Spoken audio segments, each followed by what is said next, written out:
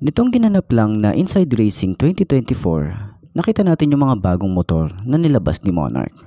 Isa na nga dito ang Axis 125. Pero nitong nakaraan lang, ginulat tayo ni Yamaha at bigla na lang naglabas ng isang panibagong motor.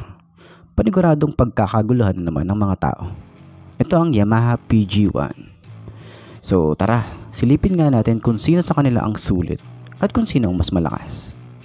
So tara. I'm an addict, addicted to being savage. My life is a little graphic, like HBO making magic. I'm rapping to make that passive money coming from traffic. Doing mental gymnastics, I'm fluid and problematic. You losing if you come at me the wrong way. I've come a long way from sipping on Bombay. It's not... Unahin natin ang Yamaha PG1. Ang presyo nito ay nasa 96,400. Kung ang budget mo ay nasa less than 100,000, pasok pa rin naman sa budget mo. May sukli ka pa nga para pang gas pa uwi.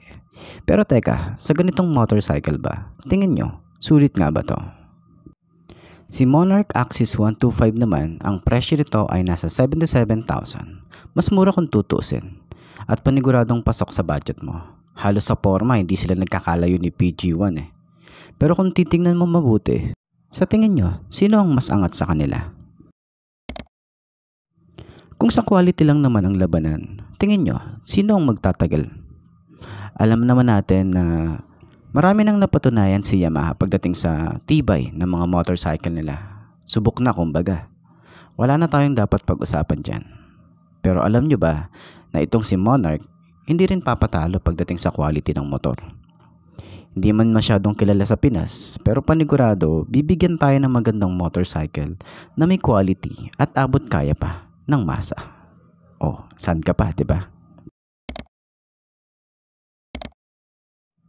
Para naman sa PG1 ng Yamaha, meron itong 4-stroke, single cylinder, naka-air-cooled, single overhead cam, 2-valve at fuel injection na rin to. Ang displacement nito ay 115cc na may maximum power na 8.8 horsepower at 7,000 RPM na may maximum torque na 9.5 Nm at 5,500 RPM. Ito nga pala ay naka 4-speed manual na rin. Syempre hindi magpapatalo dyan si Monarch Axis 125. Meron itong 4-stroke, single cylinder, naka-air-cooled, single overhead cam, 2 valves na rin to, at naka-fuel injection na rin. Ang displacement ay 127.1cc na merong maximum power na 7.5 kW 8,000 RPM na may maximum torque na 10.5 Nm at 5,500 RPM. Ito nga pala ay 4-speed manual na rin. Para naman sa Yamaha PG1, front suspension nito ay naka-telescopic fork, samantalang sa rear naman ay naka-dual shock tire rito.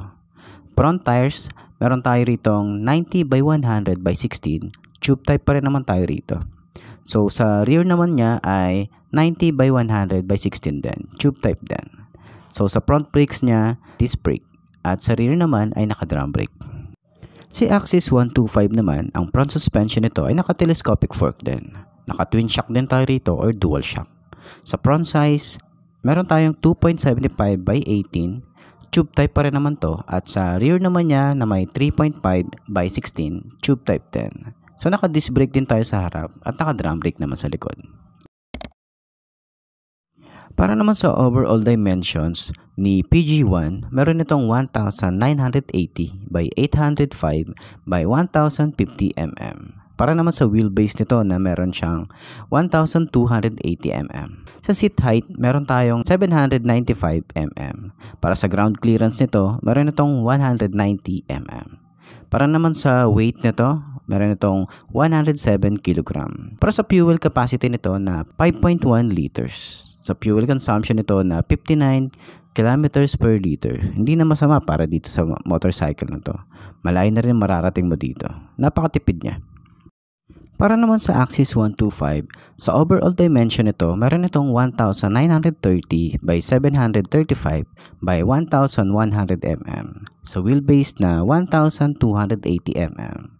Seat height, meron tayo ritong 770 mm. Sa ground clearance naman, meron tayong 180 mm. Curb weight, meron tayong 115 kilograms. Sa fuel capacity nito na mas mataas to compare sa PG1, meron itong 9 liters. O, di ba? Ang layo ng mararating mo dito bago ka magpagas ulit. Pero ang fuel consumption nito ay nasa 40 kilometers per liter lang. Di hamak na mas matipid si PG1 kumpara dito. Para naman sa available color ni Yamaha PG1, meron itong blue, may brown, meron tayong black at yellow. Samantalang ang available color ni Axis 125, meron pa lang tayo ritong kulay white. Hindi pa nila sinasabi kung ano pa yung mga available color na ilalabas nila. So, abangan na lang natin yan. Update ko kayo. Okay? So, para sa inyo, ano nga ba ang mas sulit at ano nga bang mas malakas sa dalawa? Alin ba yung pasok sa budget mo? Alin ba yung mas maporma para sa'yo? Alin ba yung mas okay? At alin ang mas matibay para sa'yo? Kasi kahit ano man sabihin ko rito, nasa sayo pa rin naman yung desisyon kung alin nga ba ang mas bibilin mo sa dalawang to. Pero ang mas mahalaga ay kung ano man yung pipili natin, basta masaya tayo. Masaya tayo sa kung ano yung motor na meron tayo. Diba? So ayun, hanggang dito na lang. Kita na lang ulit tayo bukas. I'm Mark D. Ciao. Maraming salamat sa inyo. Kita nga pala tayo sa Makina Moto Show bukas. Alright.